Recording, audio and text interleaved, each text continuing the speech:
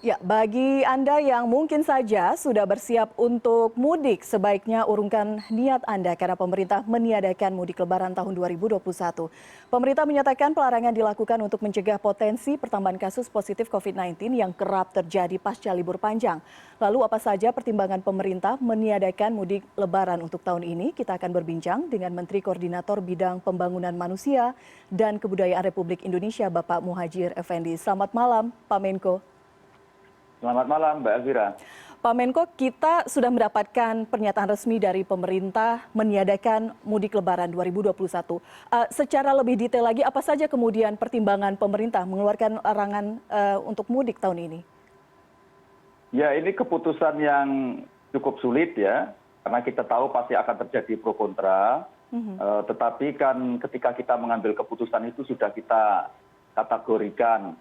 Kalau kita pilih yang A, nanti seperti apa, kalau kita pilih yang B, seperti apa, begitu. Dan antara ongkos dan manfaatnya termana, itu kita memilih yang kira-kira manfaatnya lebih besar daripada ongkosnya, dan kemudian kita putuskanlah bahwa tahun ini diadakan mudik. Alasannya adalah pengalaman menunjukkan bahwa setiap terjadi libur panjang dan kemudian jadi pergerakan orang dari satu tempat ke tempat lain yang besar-besaran, itu pasti kurang lebih sekitar 2 minggu berikutnya akan diikuti dengan naiknya kasus COVID, kemudian banyak yang meninggal dunia, angka kematian jadi sangat tinggi, dan yang tidak kalah penting adalah rumah sakit jadi penuh.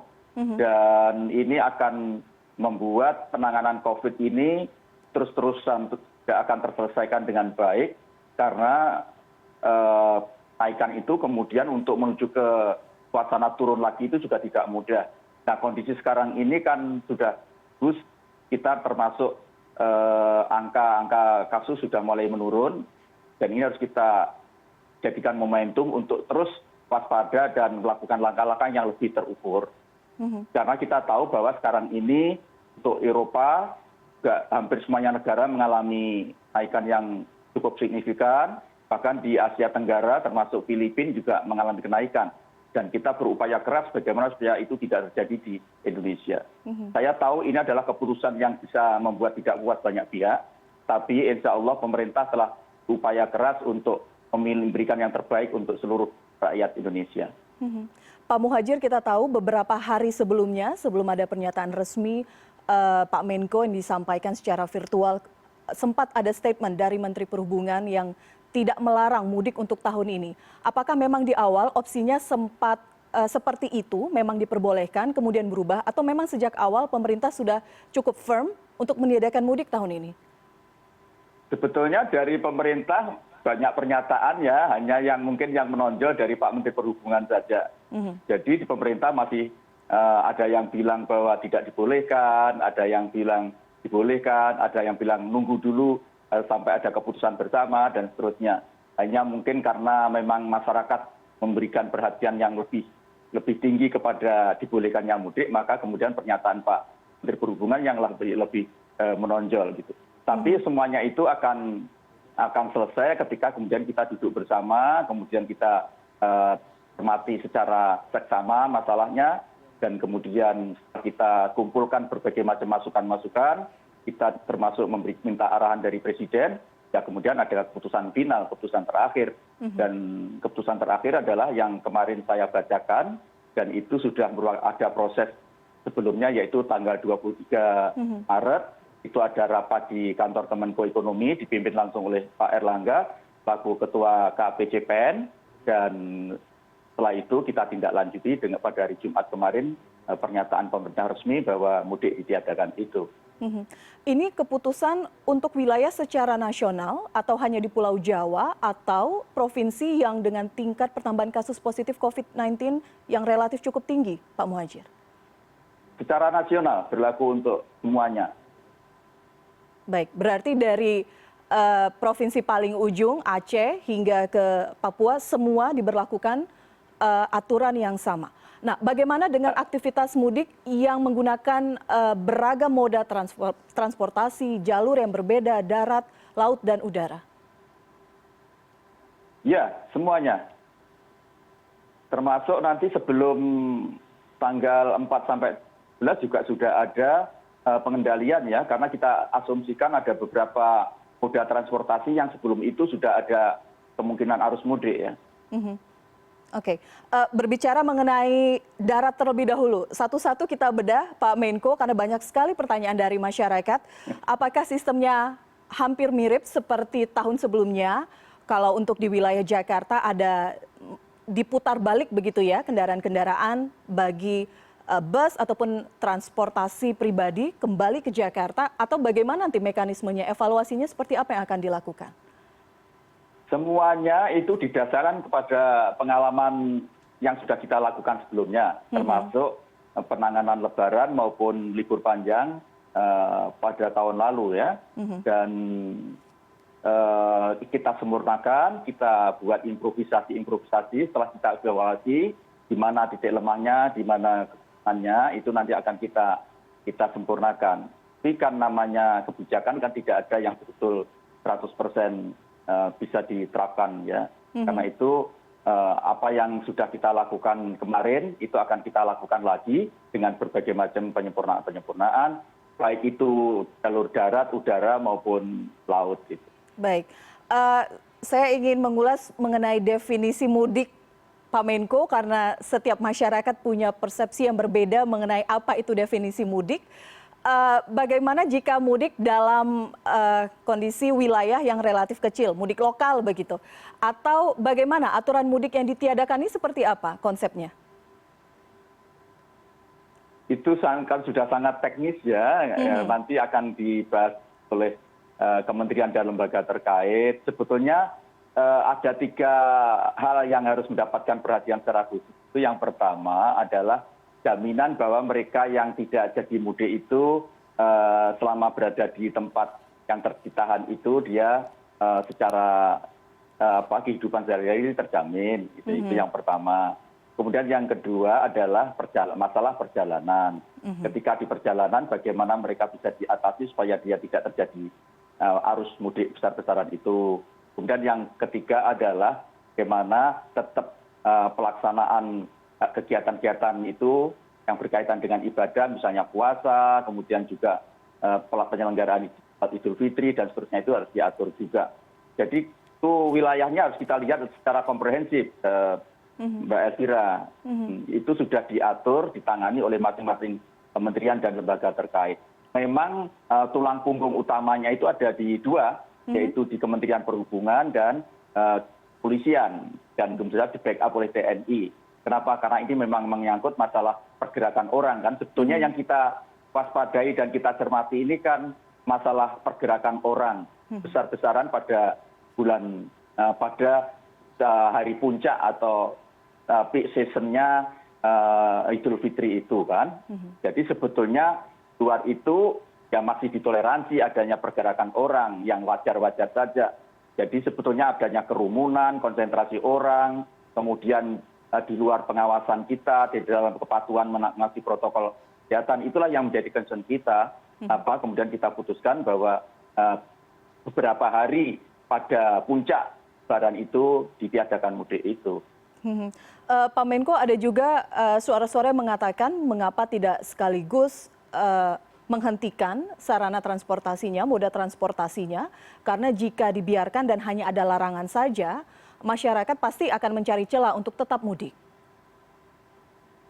Saya kira kita sudah sepakat ya, kuncinya kan ini kan titik tolaknya dari pembatasan kegiatan masyarakat skala kecil, hingga yang berskala besar itu masih diberi kelonggaran-kelonggaran, sehingga kalau tidak perlu ada pengetatan yang dari itu. Oke, baik. Usai jeda nanti kita akan berbincang lebih detail lagi, Pak Menko, karena kemudian harapannya bahwa aturan-aturan yang sudah secara resmi ditetapkan pemerintah, implementasinya di lapangan juga tepat sasaran, cukup efektif, sehingga tujuannya bisa diraih. Usai jeda kami masih akan kembali tetap di CNN Indonesia Newscast.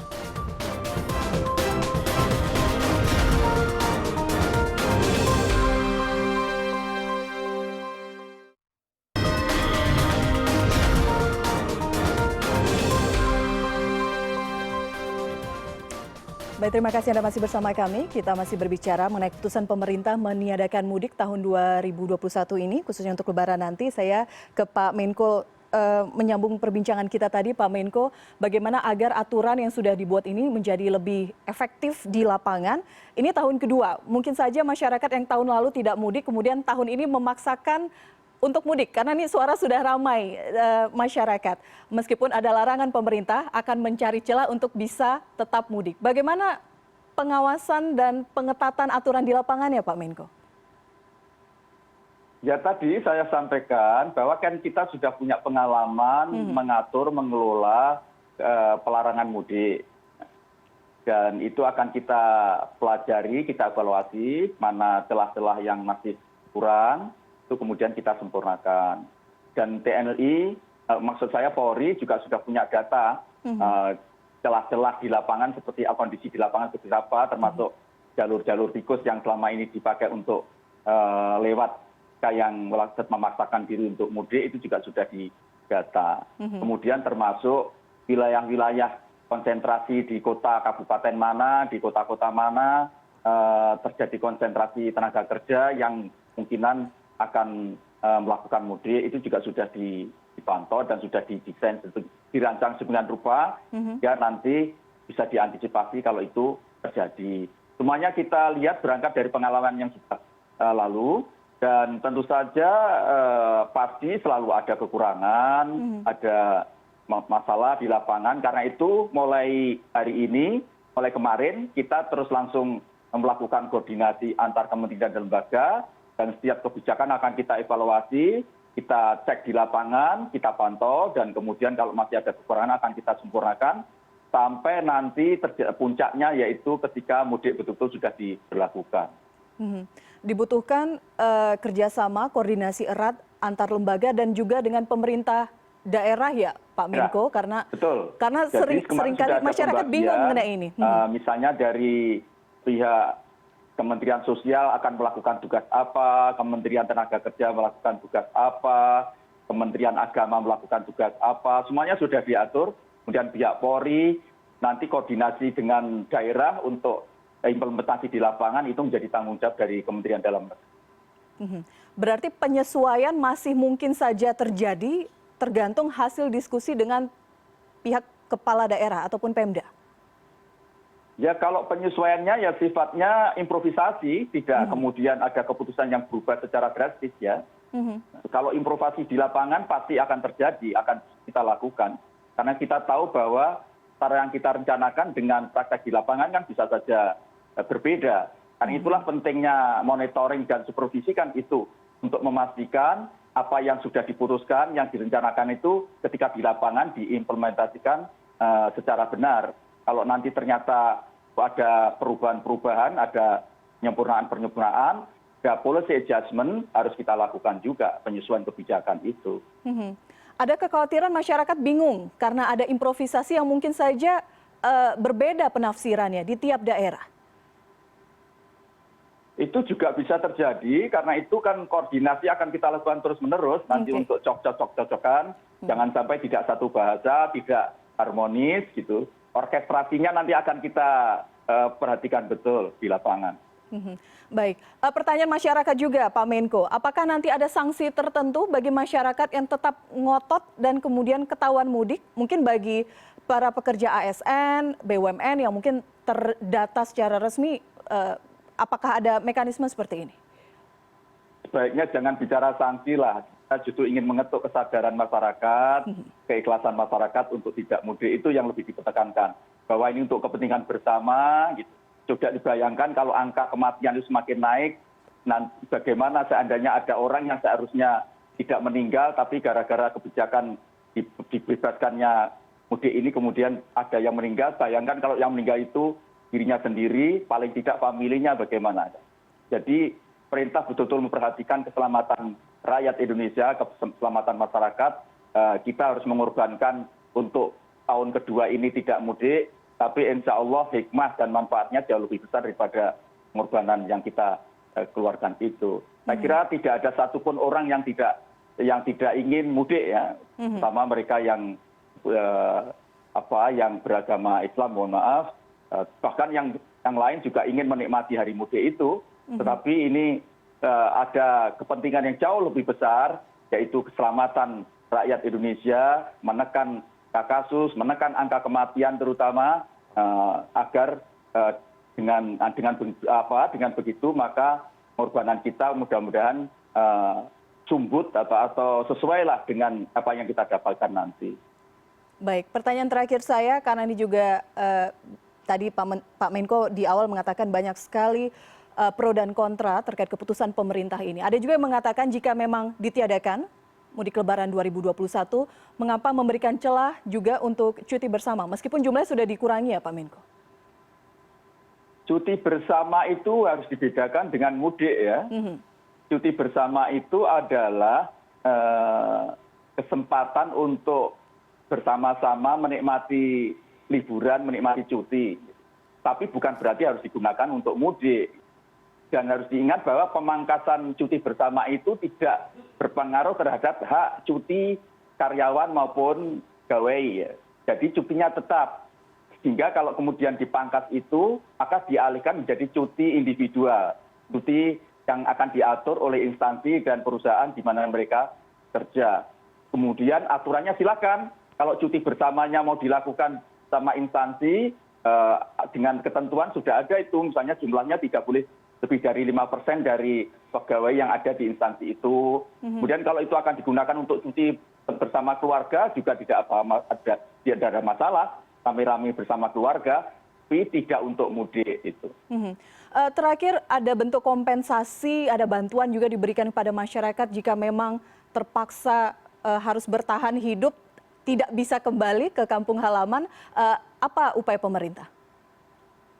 Itu pasti akan dilakukan, hanya memang tidak sama dengan mudik tahun lalu. Karena mudik tahun lalu itu bersamaan dengan kondisi COVID awal yang banyak terjadi pengurusan hubungan kerja, banyak yang mereka pendapatannya tiba-tiba hilang atau menjadi miskin dadaan itu. Karena itu kemarin ada pendataan dari bawah. Nanti untuk yang sekarang ini tentu saja tidak gratis itu, tapi lebih mendasarkan kepada data DTKS, yang itu akan menjadi tanggung jawab dari Kementerian Sosial. Dan kemarin Bu Mensos, Bu Risma juga hadir di dalam rapat kita dan akan mematuhi komitmen itu. Misalnya nanti untuk bansos bulan Mei itu akan dibagi pada awal sebelum Lebaran, sehingga diharapkan itu juga bisa dijadikan masyarakat untuk menikmati Lebaran walaupun tidak mudik. Baik, artinya aturannya masih terus digodok oleh pemerintah, lembaga instansi terkait. Sekali lagi kami apresiasi keputusan dari pemerintah. Kita harapkan untuk pelaksanaannya bisa berlangsung dengan cukup efektif dengan tujuan bersama untuk menekan laju COVID-19. Pak Menko, terima kasih waktu Anda malam hari ini di CNN Indonesia. Sama-sama Mbak Elvira.